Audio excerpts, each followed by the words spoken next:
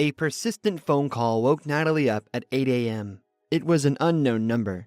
She didn't want to answer the phone, but the phone kept ringing loudly. "Hello? I'm listening," Natalie said grudgingly into the phone. "Good morning. I'm calling about your ad. Are you selling a garage?" An elderly voice came through the phone. A garage? Did someone finally decide to buy that garage? Natalie placed the ad more than a month ago, but there had been no calls until now. The garage was located in a bad location on the very outskirts of the city. There were only a few residential buildings. "Yeah, I'm selling the garage," Natalie replied cheerfully. "And when can I come? I'd like to see it from the inside. I live nearby, across the street. I'll finally have a place to park my car so it's not parked outside. I already have the right amount of money. If I like the garage, I'll pay right away." Natalie hesitated. She had never been in a garage since her husband's death. To be honest, she'd forgotten about it. She only realized they had a garage when she signed the inheritance papers.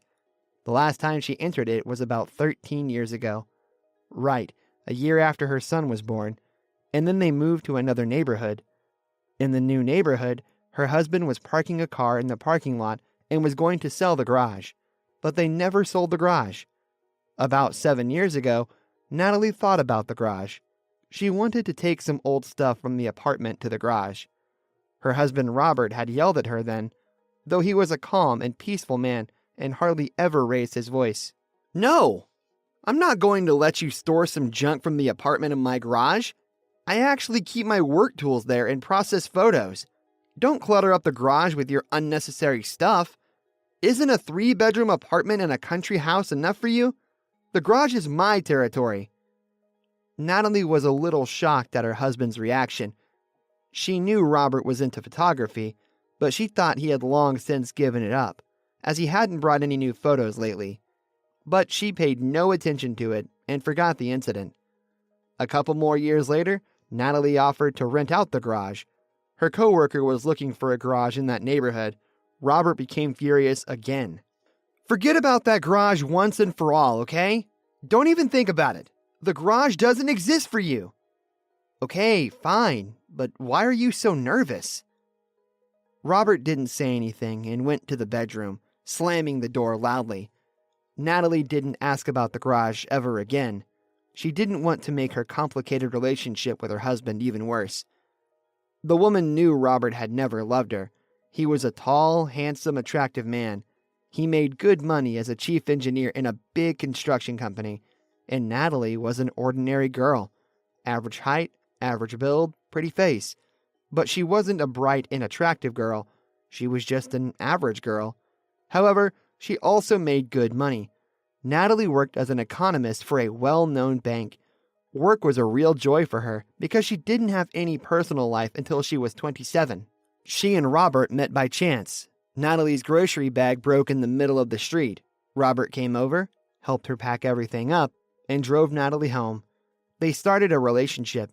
Natalie realized that they couldn't have a future together, so she just enjoyed the short-term affair, as she thought at the time. She immediately fell madly in love with Robert, but she knew that such a handsome man was spending his time with her out of boredom, and soon the fairy tale would be over. And then Natalie got pregnant. No, she didn't want to get married that way, and she told Robert at once that he didn't owe her anything, but Robert insisted on marriage. Natalie was over the moon. Robert took care of his wife during the pregnancy, and when Alex was born, Robert turned into the best father. He loved his son very much. Robert never loved Natalie, but he treated her well and never hurt her. In general, their life was not bad. They purchased a spacious apartment, a second car, and a country house. Once or twice a year, they went on vacation abroad. Her husband was always a bit withdrawn and aloof. He worked a lot and often went on business trips.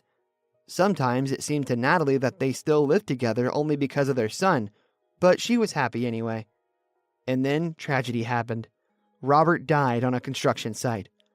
For almost a year, Natalie couldn't cope with the stress, and her son missed his father terribly. The person on the phone coughed, and that pulled Natalie back from her memories to real life. If it's convenient for you, come by at 3 o'clock today, Natalie suggested. It was Saturday, no need to go to work, so she'd go to the garage early. At least she had to see what was going on inside. For some reason, Natalie didn't want to go to the garage. Robert never let anyone into his garage. To him, it was some sort of private sanctuary. But she had no choice. Natalie called Frederick and asked him to go to the garage with her and maybe pick up some of Robert's tools. Frederick was her husband's cousin and her friend who always helped her out. When Robert was away on business, Frederick did the man's chores. He took Natalie everywhere she needed to go until she learned to drive. He often helped her with her son Alex when Robert was out of the city. The brothers were good friends, even though they were very different. Frederick was more open and cheerful.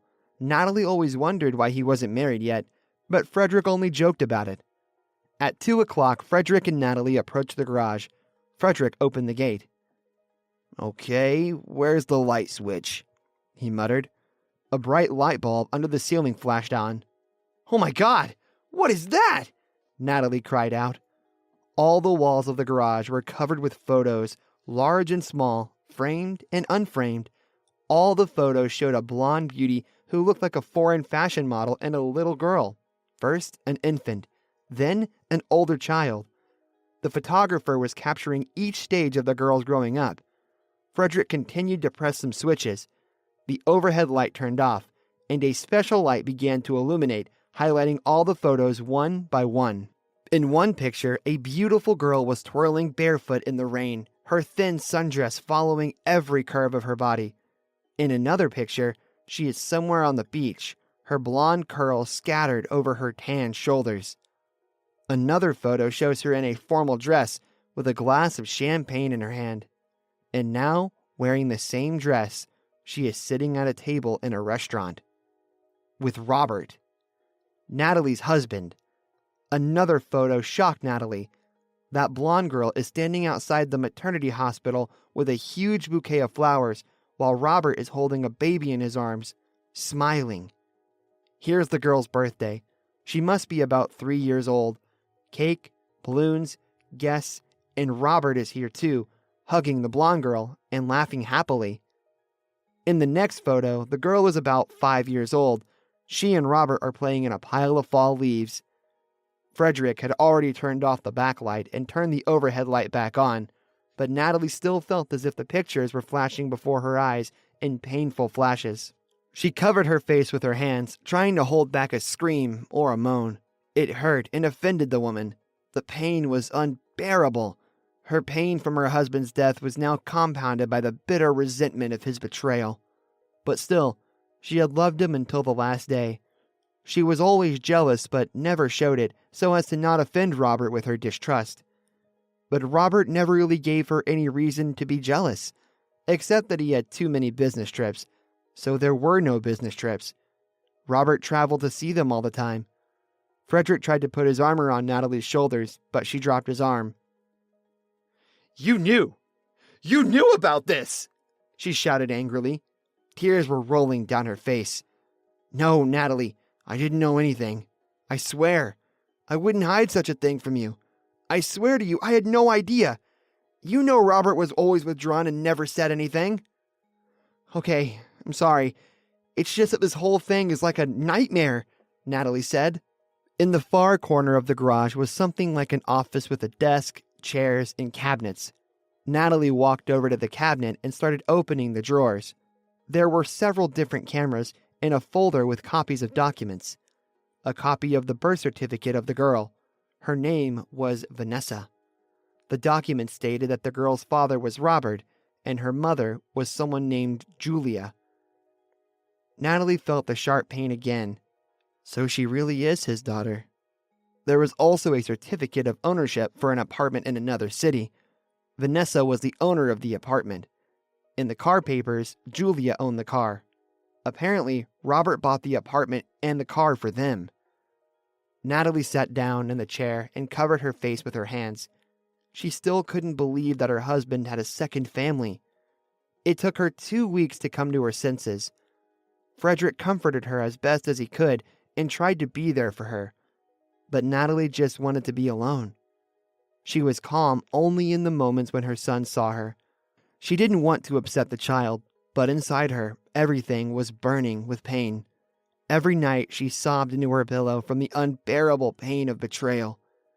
After a couple of weeks, when the pain had subsided, Natalie realized that, for some reason, she desperately wanted to see Vanessa, Robert's daughter. She had absolutely no desire to interact with her mother, but the girl, she looked just like Robert. Her husband must have had very strong genes because Alex also looked a lot like his father. Alex has a right to know that he has a sister. He might even want to communicate with her. And her mother-in-law, Robert's mom, she's so old. Her son's death has taken a toll. The news of a granddaughter would probably make her happy. These thoughts bothered Natalie very much. She couldn't stand it any longer, so she talked to Frederick.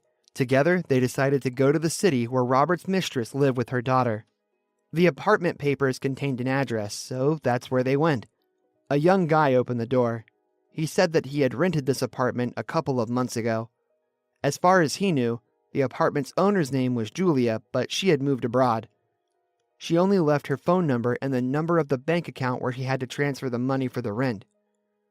Natalie walked out of the building upset, so she'd never see Vanessa. If Julia had rented out the apartment, then they were gone for good. Seeing how upset Natalie was, Frederick said, "Well, let's call her. We'll ask her about her daughter. She's in another country, not on another planet. After all, the girl should know she has a brother and a grandmother." "Yes, Frederick, go ahead. Please call her. I'd call, but I just don't have the strength anymore." Julia immediately answered the call. "Hello?" An irritated voice came through the phone. "Julia, good afternoon. This is Frederick, Robert's brother." "Oh, Robert's relatives have shown up," Julia said sarcastically. "You're just in time. It's been almost a year." "But we didn't know anything about you." Frederick was confused. "I see. That coward didn't even dare to tell anyone about our daughter. What do you want now?" "We just wanted to see your daughter, Vanessa. We'd like to meet her and tell her she has a grandmother and a brother, and me." "But what do you want from me?" "Go and meet her. I left Vanessa in our city, and now she's in a local orphanage. You can do whatever you want." "What? In an orphanage? But why?" "I gave up on her. Yeah, I'm a bad mom. I didn't want to have her at all. I was only 20 when I got pregnant. It was Robert who insisted. 'Don't be afraid, keep the baby. I'll provide for you. You won't need anything,' he said. And now what? He died and left me with nothing. A car and some presents. How am I supposed to raise a child? Vanessa's doing well. Her daddy gave her an apartment. When she gets out of the orphanage, she'll have a good place to live. But I had to find ways to get my life back on track." Frederick and Natalie, who heard every word, were shocked. This girl was talking about her daughter as if she were a stranger. "Well, anyway," Julia continued, "I was going to fight with Robert's wife over the inheritance, because Vanessa is his daughter. But recently I was lucky, and Robert's wife too, by the way," Julia laughed. "A rich foreigner invited me to live with him and proposed. Robert never proposed marriage to me. He said he would not divorce his wife until his son was 18, even though he said he loved me very much. So I packed up and went abroad to see my fiancée. I didn't care about the inheritance anymore. My future husband is rich and can give me much more than a pathetic inheritance. But he doesn't know about Vanessa, and he'll never know about her. I can't risk it. I've got a chance to have a normal life, and I can't lose it. So that's it. Now you know everything, and you can do whatever you want with Vanessa. Okay, I don't have time to talk to you. Goodbye." And Julia hung up. Natalie and Frederick were shocked. How could Robert, an intelligent, well-mannered, kind man, fall in love with this girl? "Natalie, I will adopt Vanessa. My brother's daughter will not grow up in an orphanage. Robert wouldn't forgive me for that." "Of course, Frederick. You're right. Let's go and meet the girl. The poor child." Natalie and Frederick explained to the director of the orphanage who they were, and soon a caretaker walked into the office with a sweet, shy girl who looked like an angel. "Honey, we're your daddy's friends." Natalie walked over to the girl and gave her a big, beautiful doll. Vanessa stood with her head down and her arms folded behind her back. Natalie stroked the girl's blonde curls. Darling, don't be shy, and don't be afraid of us. Frederick smiled and said in a soft voice. Tears came to his eyes. Suddenly, the girl looked up at them with huge gray eyes just like Robert's. When is Daddy coming? The girl asked. I don't know yet, baby, Natalie answered. But we'll visit you on weekends, can we? And then they'll let you come visit us, too. Would you like that? Yes. The girl answered quietly, and suddenly she put her arms around Natalie's neck and pressed herself tightly against her. Poor kid. She didn't even ask about her mom. Natalie was indignant as they walked out of the orphanage. I'm afraid to imagine the nightmare the girl lived in. It's like she had no mom. Probably Robert was the only one taking care of her. After all, he was a perfect father. Look, Natalie, they won't give me the girl because I'm single. Even though I have a good income and we are relatives, social services will not let me adopt a child while I'm single. So what should we do? I offer you a sham marriage. Will you help me? I have no one else to ask about such a favor. Yes, of course I'll help you. You don't even have to ask. I will help you with everything about Vanessa, and I will help you take care of her. You know, I was angry at first, but it's not the baby's fault. I saw that little angel today and my heart ached. She looks just like Alex. By the way, I wonder how Alex will take the news. I hope he takes it well. He's a kind and clever boy, and he loved his father very much. Soon Frederick and Natalie applied to register their marriage. The day before the marriage, Frederick came to Natalie's house with a bottle of champagne and a huge bouquet of scarlet roses.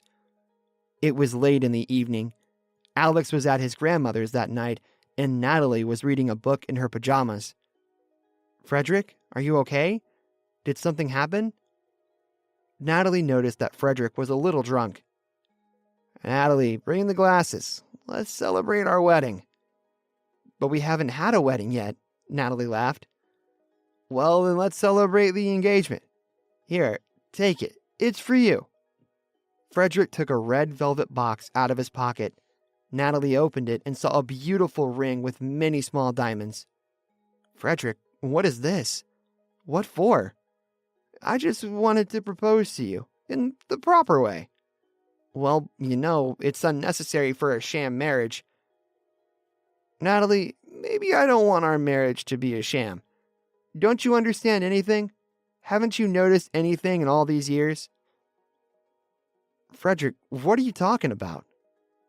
I love you.